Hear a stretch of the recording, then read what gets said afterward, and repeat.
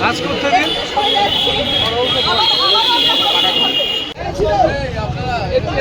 আমাদের কাজটা সবিতা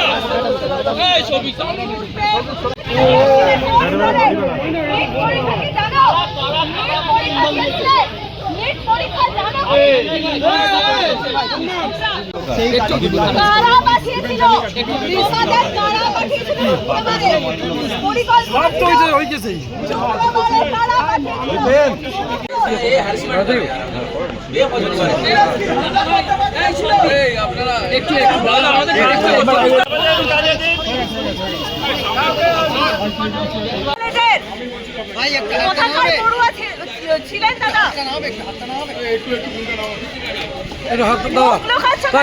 কোথাকার পড়ুয়া ছিল তোমরা?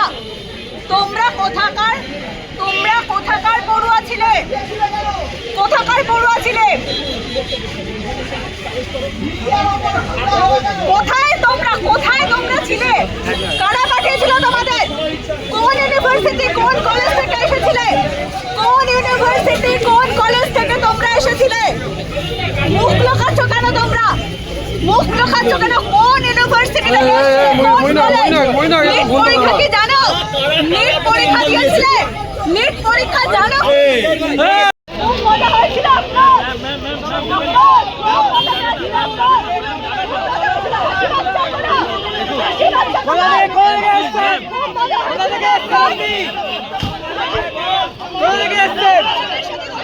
কারা পাঠিয়েছিল আপনাদেরকে?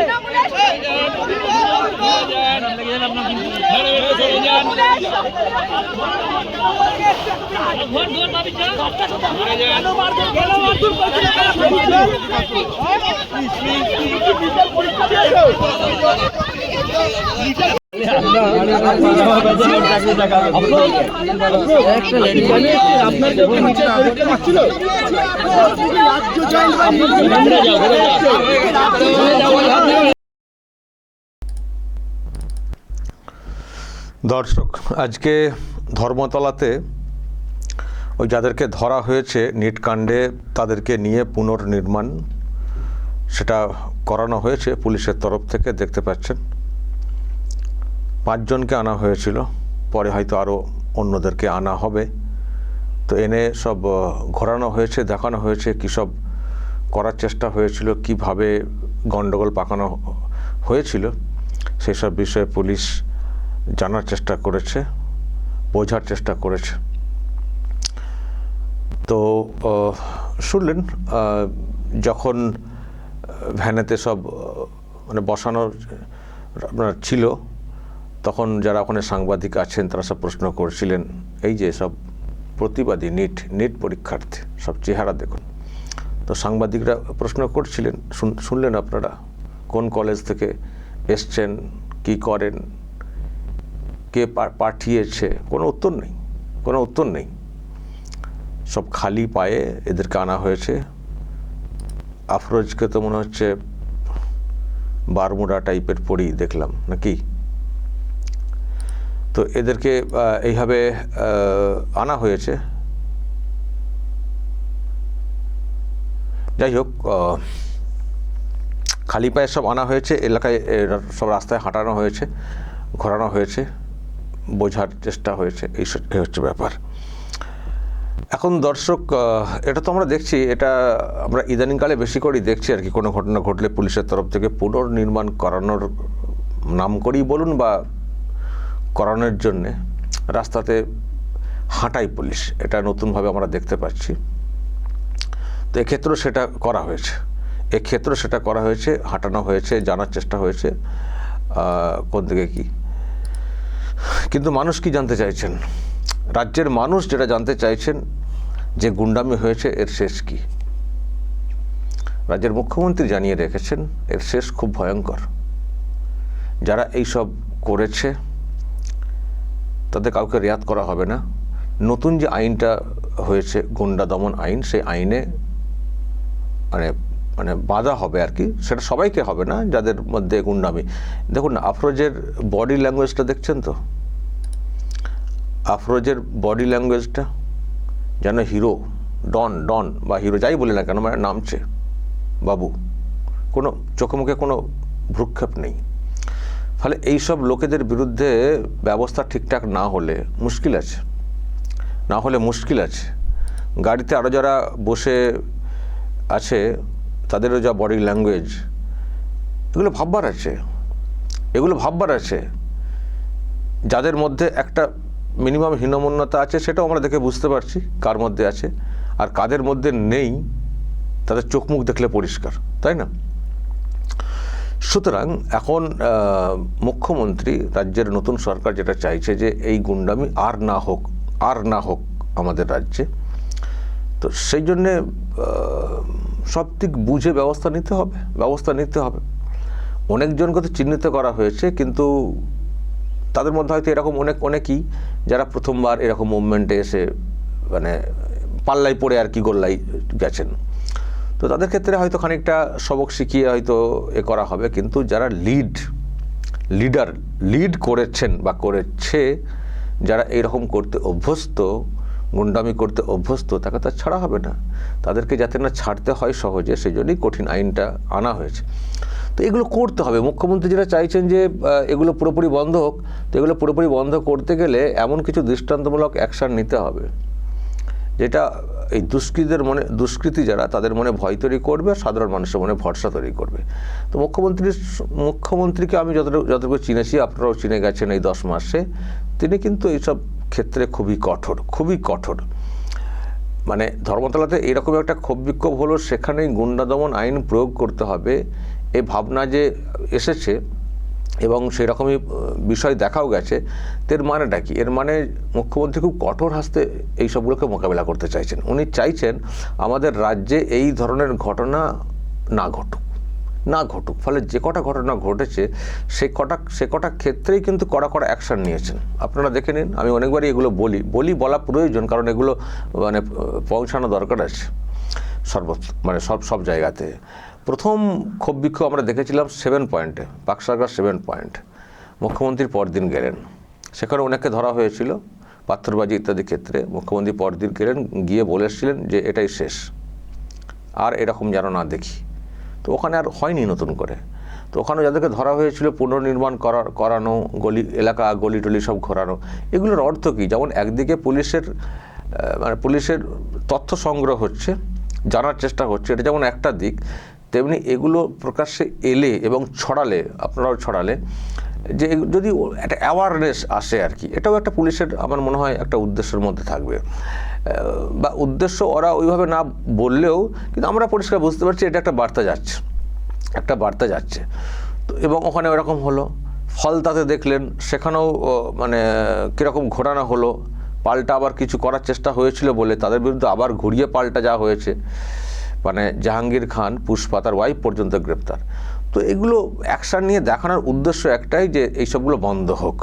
বারুইপুরে ওই কিশোরীকে মানে নির্যাতনের প্রতিবাদ হিসেবে যেটা করা হয়েছে সেটা খুব ভয়ঙ্কর হয়েছিল। তো সেক্ষেত্রেও ব্যবস্থা নিয়ে মুখ্যমন্ত্রী দেখিয়েছেন। এই যে পরপর দেখানো এবং মনোভাব প্রকাশ করা, মানে জোরালো কণ্ঠে বলা, বিধানসভায় দাঁড়িয়ে বলা, এগুলো একটা বার্তা দেওয়া যে এগুলো করো না। বাংলাকে নতুন করে গড়ার একটা সময় এসছে, সরকার নতুন করে এসছে, কাজ করছে, সবার জন্য কাজ করছে। এই কাজ করার পরিবেশটাকে রাখো, এগুলো করো না, গুন্ডামি করো না, অতীতে যা করেছো আর করো না, আর করলে আমরা সেগুলো সহ্য করব না। মানে এগুলো না জাস্ট একটা সবক শেখানো, একটা বার্তা দেওয়া, বন্ধ হোক। মুখ্যমন্ত্রীর কি খেয়ে দিয়ে কোনো কাজ নেই নাকি? শুধু সবাইকে বন্দি করতে ব্যস্ত থাকবেন? মুখ্যমন্ত্রী চাইছেন যে এটা যাতে আর না হয়, সেই জন্য একটা দৃষ্টান্তমূলক ব্যবস্থা হোক যাতে আর না হয়। তো যদি কেউ না করেন, গণ্ডগোল, কোনো ঝামেলাই নেই, এই পুলিশকে এত ব্যস্ত থাকতে হবে না, কিছুই হবে না, শুধু উন্নয়ন নিয়ে কাজকর্ম হবে। তো সেই পরিবেশটাই চাইছেন মুখ্যমন্ত্রী। কিন্তু যদি ওটা না সহ্য হয়, কারো সহ্য হচ্ছে না, মুখ্যমন্ত্রীর প্রতি একটা আলাদা রাগ, দলটার প্রতি একটা আলাদা রাগ, আবার কেউ স্বপ্ন দেখেছিল ক্ষমতায় আসতে পারেনি, কারো স্বপ্ন ভঙ্গ হয়ে গেছে, ক্ষমতা থেকে চলে গেল। তো তারা মানে এই সবগুলো পাকানোর চেষ্টা করছে আর কি, বিভিন্ন ইস্যুকে হাতিয়ার করে। তো এতে ক্ষতি হচ্ছে, রাজ্যের ক্ষতি হচ্ছে, রাজ্যের সরকারকে এদিকটা ব্যস্ত থাকতে হচ্ছে উন্নয়নের দিক থেকে সরে এসে, যেগুলোর কোনো অর্থ হয় না, যেগুলোর কোনো অর্থ হয় না। সেই অর্থে শুধুমাত্র পলিটিক্যাল স্বার্থে বা কারো কায়েমের স্বার্থে এগুলো করা, জনস্বার্থে, মানুষের স্বার্থে কিন্তু এগুলো হচ্ছে না। এরকম ভাঙচুর প্রতিবাদের নামে, প্রতিবাদ করবেন, প্রতিবাদ গণতান্ত্রিক অধিকার। সরকার যদি কোনো কাজ না করে, সরকারের দৃষ্টি যদি সেগুলি এড়িয়ে যায়, সেই দৃষ্টি আকর্ষণ করার জন্য প্রতিবাদ। তবে প্রতিবাদের আর বলার জায়গাও তো আছে, বিধানসভা আছে, ওদিকে পার্লামেন্ট আছে। তো এইসব, কিন্তু এইসব নষ্টামি ভণ্ডামি করলে তো মুশকিল না। সরকারি সম্পত্তি নষ্ট হয়, মানুষের ক্ষতি হয়, বড় ঘটনা ঘটে গেলে প্রাণহানি হয়, কিছুই লাভ হয় না, আলটিমেটলি কিছুই লাভ হয় না। সবে ভোট হয়েছে, এখন কোনো ভোটও নেই। ভোট এলে না একটুখানি বেরোবেন, তবে এটা ভোটের প্রচার তো না, বা পলিটিক্যাল প্রোগ্রামও তো এটাকে বলা যায় না। এগুলো গুন্ডামি, জাস্ট গুন্ডামি। আর আগের সরকার এগুলোকে তোয়াজ করতো, তোষণ করতো, ফলে সাহসটা আছে, অভ্যেসটা আছে। তো বর্তমান সরকার তো সেগুলো সহ্য করবে না, বলেই দিয়েছে। তো সেই জন্য যখন যাকে ধরা হচ্ছে, মানে পুনর্নির্মাণের নামে বলুন, যাই বলুন, রাস্তায় নামানো হচ্ছে, হাঁটানো হচ্ছে, আর পুলিশ যে কতটা কঠোর সেটা বোঝানো হচ্ছে। এখন এরপরও যদি না বোঝেন কেউ, তাহলে তো মুশকিল। আজকে যাদেরকে ধরা হয়েছে, আমি তো শুনছি এদের অনেকের বিরুদ্ধে গুন্ডা দমন আইন প্রয়োগ করা হবে। ভাবুন তো তাদের জীবনটা কী হবে, তাদের সংসারটা কী হবে। এখনও বুঝে আসছে না এদের। এরা বুঝবে, একদিন দুদিন গ্রেপ্তার হয়েছে তো, কিছুদিন থাকলেই বুঝবে যে কী ভুলটা। যাদের মধ্যে এখনও ভুলটা উপলব্ধি হচ্ছে না, তাদেরকে আর একটু সময় লাগবে আর কি। আসলে যারা গুন্ডা, এই ধরনের মানসিকতা, এরা তো সহজ না, এটা তো এমনিতেই কঠিন, পাষাণ হৃদয়। ফলে এদেরকে একটু সময় লাগবে আর কি। তবে সময় লাগলেও পুলিশ বা সরকার কিন্তু সেইভাবেই এগোচ্ছে, একেবারে মাথা নত করে দেওয়ার জন্য, এবং সেটা করা উচিত। এদের মাথা নত না করলে সমাজের পক্ষে খুব ক্ষতিকর, খুবই ক্ষতিকর। আমরা কখনো বলবো না যে কোনো নিরীহ মানুষ শিকার হয়ে যান, নিরীহ মানুষের বিরুদ্ধে আইন অযথাভাবে ইউজ করা হোক, মিথ্যা কেস তাদের উপরে চেপে যাক, এটা আমরা কখনো চাই না। আমরা নিজেরা ভুক্তভোগী মিথ্যা কেসের। কিন্তু জেনুইন যে ঘটনাগুলো, জেনুইন যে কেস, জেনুইন যে যোগ, তাদেরকে একটা সবক শেখাতেই হবে, যাতে করে পরবর্তী সময়ে আর কোনো সমস্যা না হয় রাজ্য জুড়ে। এটা হচ্ছে আমাদের বক্তব্য। তো দর্শক, এই হচ্ছে ব্যাপার। আমি আবারও সবাইকে সতর্ক করে বলি, এসব ঝামেলায় কেউ যাবেন না। সরকার নতুন করে এসছে, কাজটা করতে চাইছে, কাজটা করতে দিন, হয়তো সমস্যায় যাবেন না। আপনারা অনেকে হয়তো গুন্ডামি পছন্দ করেন না, কিন্তু পাল্লায় পড়ে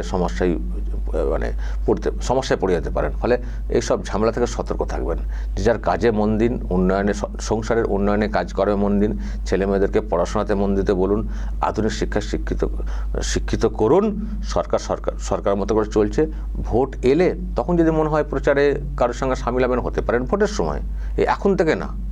আর ভোট আপনার পছন্দের লক্ষ্য দেবেন, কিন্তু সারা সময় ধরে 5 বছর ধরে বা যত বছর সরকার আছে, ভোটের পরে পরদিন থেকে নেমে পড়লেন, এতে না কোনো ভোটে এখন কিছু লাভ আছে, আর না আপনার কোনো লাভ আছে। ফালতু সময় নষ্ট করে গরিব দরিদ্র, বিশেষ করে মুসলিম কমিউনিটির যারা, তাদের উদ্দেশ্যে আমরা বলি, কারণ তারাই সব থেকে বেশি পিছিয়ে আছে। কাজে মন দিন, সংসারে মন দিন, নিজের সংসার ধর্ম নিয়ে ব্যস্ত থাকুন। এসব ফালতু ঝামেলায় কারো পাল্লাতে পড়েও যাবেন না। দর্শক, বলবেন যা বলার এবং নজর রাখবেন আরামবাগ টিভিতে।